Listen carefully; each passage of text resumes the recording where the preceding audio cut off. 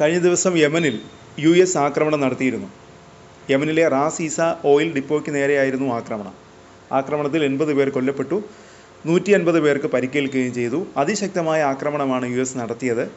പിന്നാലെ തിരിച്ചടിച്ചിരിക്കുകയാണ് യമൻ സായുധ ഗ്രൂപ്പായ ഹൂതികൾ. ചെങ്കടലിലെയും അറബിക്കടലിലെയും USൻ്റെ യുദ്ധക്കപ്പലുകൾ ലക്ഷ്യമിട്ടാണ് ഹൂതികൾ തിരിച്ചടിച്ചത്. ഒപ്പം ടെലവിവിന് സമീപവും ഹൂതികൾ ആക്രമണം നടത്തി.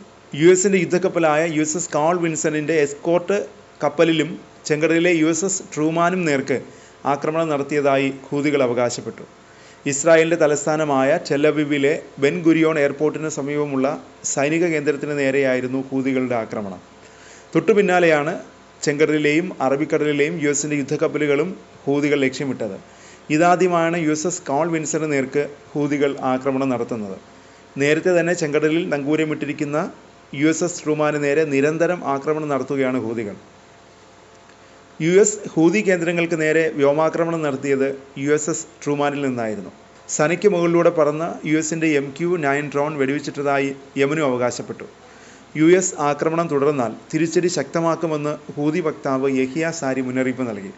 ഇസ്രായേൽ ഗസയിൽ നടത്തുന്ന ആക്രമണങ്ങളുടെ പ്രതികരണമായാണ് ഹൂതികൾ ചെങ്കടലിലൂടെ കടന്നുപോകുന്ന കപ്പലുകൾ ലക്ഷ്യമിട്ട് ആക്രമണം നടത്തിയത്. ഗസ യുദ്ധം തുടരുന്നതിനിടെ നിരവധി അന്താരാഷ്ട്ര വാണിജ്യ കപ്പലുകളെ ഹൂതികൾ ആക്രമിച്ചു. അതിനിടെ ചെങ്കടലിൽ US നാവിക കപ്പലുകൾക്കെതിരായ ആക്രമണങ്ങളിൽ ചൈനയുടെ സഹായം ഹൂതികൾക്ക് ലഭിക്കുന്നുണ്ടെന്ന ആരോപണവും കഴിഞ്ഞ ദിവസം US ഉയർത്തിയിരുന്നു. ചൈനയുടെ സഹായം എന്ന് പറഞ്ഞാൽ ചൈനീസ് ഉപഗ്രഹ കമ്പനിയായ ചാങ് ഹുവാങ് സാറ്റലൈറ്റ് ടെക്നോളജി ഹൂതികളെ പിന്തുണയ്ക്കുന്നുവെന്നാണ് US ആരോപിക്കുന്നത്. ചൈനീസ് സൈന്യവുമായി ബന്ധമുള്ള കമ്പനിയാണിത്. ഈ കമ്പനി US യുദ്ധക്കപ്പലുകളെ ലക്ഷ്യം വയ്ക്കുന്നതിന് നിർണായക ചിത്രങ്ങൾ നൽകിയതായി US ആരോപിക്കുന്നു. USൻ്റെ മുന്നറിയിപ്പുകൾ ഉണ്ടായിരുന്നിട്ടും ചൈന കമ്പനിയെ പിന്തുണയ്ക്കുന്നത് തുടരുകയാണെന്നാണ് USൻ്റെ വിമർശനം. ആരോപണങ്ങൾ നിഷേധിച്ച് ചൈനീസ് എംബസി രംഗത്തു വന്നു. ഉപഗ്രഹ വിവരങ്ങൾ കമ്പനി ഹൂതികൾക്ക് നൽകുന്നതിനെക്കുറിച്ച് അറിയില്ലെന്നാണ് എംബസി അവകാശപ്പെട്ടത്. എന്നാൽ ചാങ് ഹുവാങ് സാറ്റലൈറ്റ് കമ്പനി വിഷയത്തിൽ പ്രതികരിച്ചിട്ടില്ല.